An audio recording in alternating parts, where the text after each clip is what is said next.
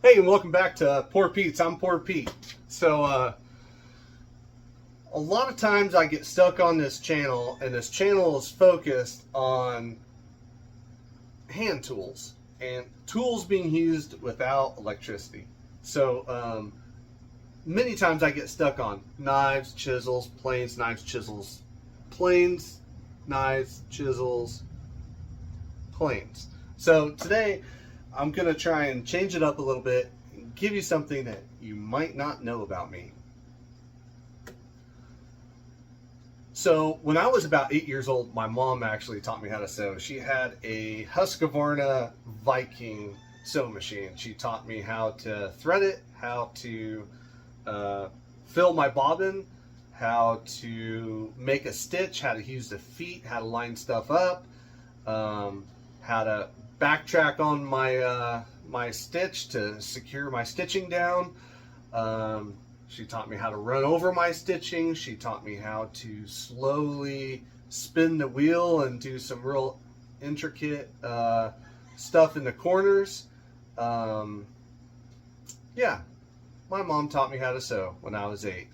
Now, a lot of people are like, man, you're a guy and you sew? You're right. I am a guy and I do sew. So let me show you some of the things I sew. I've sewed everything from shirt to I made a wool jacket for myself, a wool barn jacket for myself. Some of the things I sew, I always wanted a leather and canvas backpack, right? Whenever I'm hiking, whenever I'm hunting, I wanted, wanted something like this. So I made it myself. So I got this waxed canvas online. I got the leather online. Actually, you know what? I got everything online. So this is really heavy, thick. I think like 14 ounce. So it's thicker than most jeans.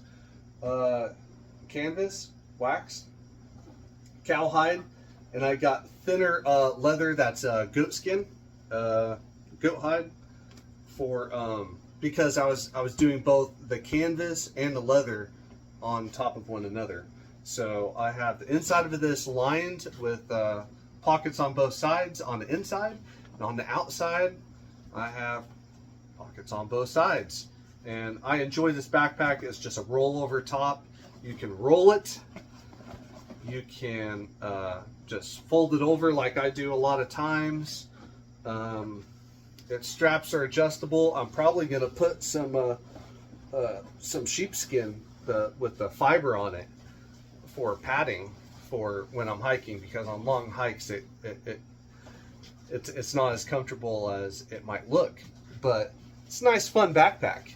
And I might sit on top of this. I might have my lunch inside of it. I might use this as a gun rest when I'm hunting or target shooting. I usually have a knife in there. Hey, I made that knife. That's a good knife. And I might have little, here you go, mushrooms. Introductory guide to mushrooms. This is essential. I don't know if anybody of you guys like eating mushrooms, but there's a lot of mushrooms out there that when you're hiking around, especially in fall time, that you can eat. And this is going to help you be a little bit successful. If you don't have your phone, or you don't have access to your phone, you're out in the middle of nowhere and you can't get that connectivity, right? Little guide might help you out. Something I stick in there. I didn't even know I had these in the side when I was going to make the video, but we won't look inside, right? We'll save us all. A solid brass buckle, right? It's not coated, it's not cheap, it's solid brass buckle, right? So very simple and everything like that. My wife, she wanted a backpack, so I'm almost done. Now this thing's like 2.0, right? If mine's 1.0, this is 2.0 definitely. So inside here it has a nicer pocket. Beautiful. It's a little bit slimmer. She wanted this, she ordered this from me to be a little bit smaller so she can carry some, but not all. I don't know if you guys see the size of mine. It's significantly bigger Yeah, we won't say anything about that. But yeah, it has a pocket on the back, an extra pocket, right? I forgot all about this, but it's lined in leather. I thought that was really nice. Something I did at the bottom, mine has a solid X to sew the leather to the canvas itself. My wife wanted something a little bit more elaborate, and it's quilted. So if you can look at that, the whole thing is quilted. Solid brass buckles on the, yeah, I gotta show you this too. So this is how I made my strap, right? Just sewed right in. I had leather backing right up here to hide where everything goes in, you know, just a nice little, just like the collar of a shirt or a jacket, you know, hides a multitude of seams all coming together. So anyways, I folded that into a triangle and sewed that down with what I thought was some pretty good stitching. Looks good. Leather comes right out of the side of the bag, attaches to a buckle for adjustment, right?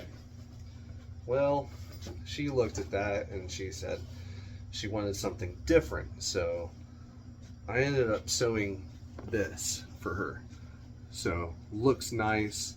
You know, that angle, the leather is on the inside. It goes all the way up to here, so it doesn't have that outside sewn look. It has a very sleek, and she also has it lined like that. So I did it like a sock and had to pull it out. That is a pain, pulling that thing out and then having to shoot that thing in, fold it under, sew it down, you know. So I just have to get the other pieces of leather for right here, and instead of it just coming right out the side like that, she thought it would be better if it had a little flap-a-doo right there, and I can put that leather right inside there, sew it down, and go right into the buckle and adjustment for backpack. So, oh, man, she is funny, I tell you what. But, oh, yep, here we go. She wanted a hanging hook, so she'd be able to hang this and everything like that. This is definitely a better backpack than 1.0. But, yeah, these backpacks are available to be made. I got the pattern. I'll put the pattern in the link down below. I think you'll like that. You can significantly reduce, you know, the cost of how much it costs you to get stuff. So, yes, what type of sewing machine do you have? Well, let me introduce you to her. All right, here she is. Let's get some light over here. This is my 1927 Singer 66 sewing machine. This is a treadle version that started off as a treadle. I bought it for $25, $26. I do not have the base for this. I've used it with both a motor that's a souped up motor, has 4 times the amount of horsepower that the original ones did, and I use it with the hand crank, right? And this is gear. This is a gear ratio right here. So actually, let's do something like that here. Let's see how many cranks it does. We'll put a little Sharpie mark right there. So if I do 1 crank, that goes 1, that goes 2, and that goes 3. All right, so it's 1 to 3. So every time I move my hand 1 full revolution, this has done 3. So the same can be said for the needle, because every time that flywheel, let me just double check that. Let's see. So I'm gonna go 1, 2, 3. Yep. So every time that flywheel goes around once, that needle goes up and down. And I don't even know why I had to double check that, but sometimes when you make videos, you wonder if you're saying the right thing or not. But anyway, so every time you do your hand once, that needle's gonna go tut, tut, tut 3 times. So anyways, My mom sewed on a treadle. My grandma sewed on a treadle. My great-grandma sewed on a treadle. My great-great-grandmother sewed on a treadle. My great-great-grandmother actually taught my grandpa how to sew on a treadle with sewing bed sheets together to make a sail for a sailboat he made in Southern California when he was a teenager. And that's always a story I always loved, enjoyed hearing. So let me show you how to thread this thing up. So this is how you operate this thing. This is the bobbin winder. You would simply put the bobbin on right here. You push this thing down, you lock it in position. You'd unlock the rest of the machine and you just crank it and it would spool up your bobbin and it'd kick it out at the right time by a guide. You have to set all this stuff up separately. So that's the bobbin winder. So we're just going to go ahead and put our thread in right here. Okay, so hopefully that is pretty good. So just going to pull out this, it got lime green thread. This is a tensioning device. This actually tensions part. And this is going to go underneath of here. This is how you thread a 66. And oh my goodness, I need a pair of scissors. Don't have scissors, but I got a razor blade. I really enjoy standing up and sewing. So the hand crank variation of this type of sewing machine is really beneficial for how I like working. I don't like sitting down in a chair. I find chairs usually to be off for my size. Start getting all cramped and everything like that. Now, I have gotten sewing machines that I bought, whether on eBay or stuff like that, and a lot of times it'll say untested or jammed or not working and stuff like that. And sad to say, a lot of the times it's because the needle was backwards. I've seen it like 2 times. The needle has been backwards and it jams automatically. And in the bottom it just leaves a bad rat's nest and everything like that. So there's the bobbin, where the bobbin goes. So got a bobbin right here. It goes clockwise from, so you just set that down in there. It's got this little thing that lifts that up to assist in grabbing out, right? And there's this little groove, the first groove that you get to and going clockwise, just like a clock. And then there's another groove, you kind of just lay it right back across, is the way that I've always been taught. And then we need to thread our needle. And for me, because I am so young, I'm going to put on some glasses real quick. My mom always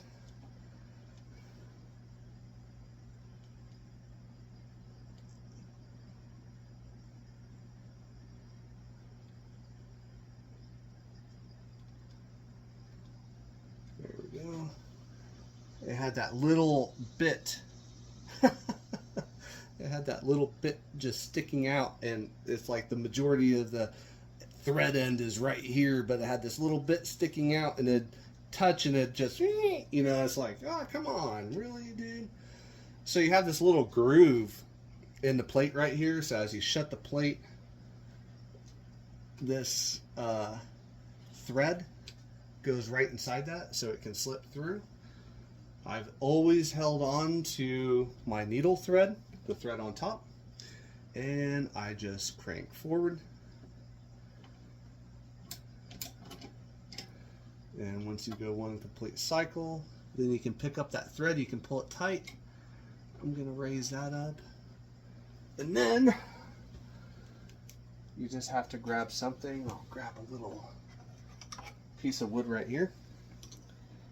and you can pull that bobbin thread up, right? Oh, why'd I do that? Really?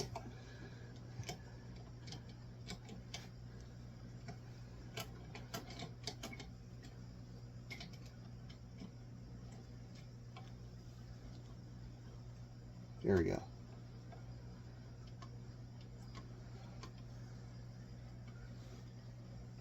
It always happens. You got the camera right where I want to be. I like standing on that side of the camera. But anyways, yep, so there's our lime green thread right there. Everything's ready. So let's just go ahead and sew on it a bit. That's usually about how long I want it right there, 4 or 5 inches, sometimes 6, right? The reason why this is a straight stitch only. This does not do reverse. It does straight stitch. You adjust stitch length right here. You adjust tension from your top thread right here. Your bottom bobbin tension is down in here on the bobbin holder itself because it squeezes, it constricts it, right, to let it slide freely or not freely, right? That's usually an adjustment you usually don't mess with. I have before, just to get the machine running properly. Right? So with a straight stitch foot, you have a small side and a large side, and you can put that on that side, and that's going to be an 1/8 inch tolerance for your seam allowance, and you can put it on the larger side like that, and that will be a 1/4 inch seam allowance. We can put our material right here, and you can just start cranking. And it can go pretty fast. And you just control it with that one hand.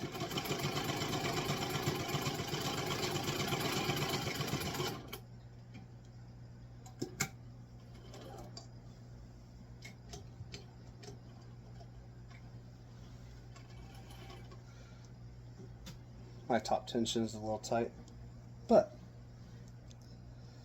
I don't know if how well you can see that.